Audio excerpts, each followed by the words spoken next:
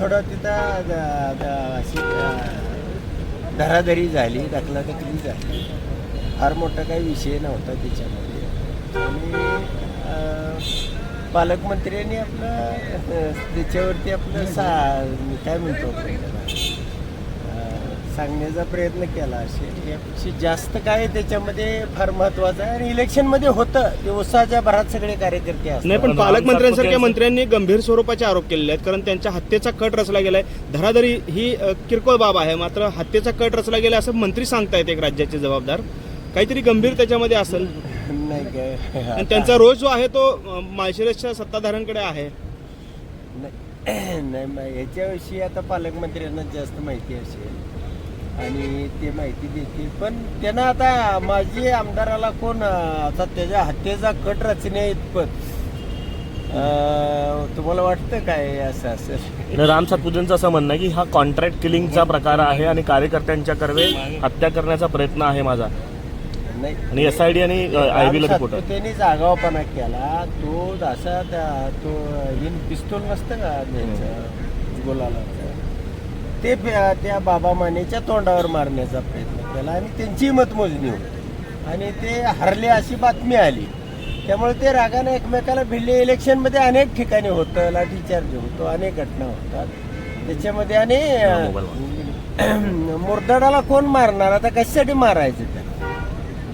पण मग राजकारणामध्ये ही संस्कृती कुठेतरी वाढते किंवा जोपासली जाते का? आणि त्याचं मग अशा पद्धतीचं त्याचं समर्थन होऊ शकतं का?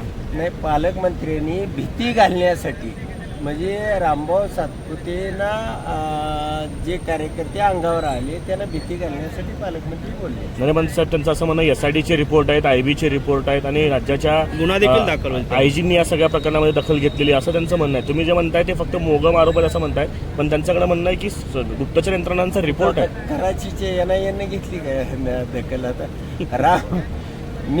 आम्ही मैदानामध्ये लढाई करणारी माणसं आहे. अशी काही चोरी छुपे आणि तो काय राजकीय विरोधक आहे. त्याच्यासाठी हे करावं आणि राम सातपुतेसाठी करावं हे काय मला पटत नाही. साहेब, दुसरीकडे जे मतदान केलं होतं अर्जुनसिंह मोहिते पाटलांनी मुलाला घेऊन, त्यामध्ये अर्जुनसिंह मोहिते पाटलांवर गुन्हा दाखल झाला आहे. मात्र दुसरीकडे 2 अधिकाऱ्यांना देखील निलंबित करण्यात आलेलं आहे. निवडणूक आयोगाने तिचे आदेश काढलेले आहेत. नाही, आता निवडणूक आयोग एवढं कधी म्हणजे जागरूक झालं? सरस त्या पासले काय ते अनगरमधलं एक गाव आहे, तिथं 96% 100% पोलिंग केलं. तिथं काय इथे निवडणूक आयोग झोपलं? ते एखाद्याला लहान मुलाला गेला असेल, समजा हट्ट करून गेला असेल, निवडणूक प्रक्रिया बघण्यासाठी गेला असेल, बटन कसे असतात हे बघण्यासाठी गेला असेल. आणि त्यांचाच मुलगा गेला होता ना, इतर कोणी नव्हते. आणि तो राजकीय लीडर आहे ना मोहिते पाटील, आणि त्यांच्याबरोबर गेला म्हणजे काय मोहिते पाटलाचं मत दुसऱ्याला मारतोय असं? स्वतःचा मुलगा होता, कसं बटन दाबलं जातं, मशीन कशी असते पाहिला. गोपनीयतेचा भंग होतोय असं देखील त्याच्यामध्ये म्हटलं आता जातं. बापाचा मुलानं पाहिल्यानंतर गोपनीयतेचा भंग होत नाही. आणि जिथं मात्र 100% 96% मतं टाकली की तिथं गोपनीयतेचा भंग होत नाही. ठीक. धन्यवाद.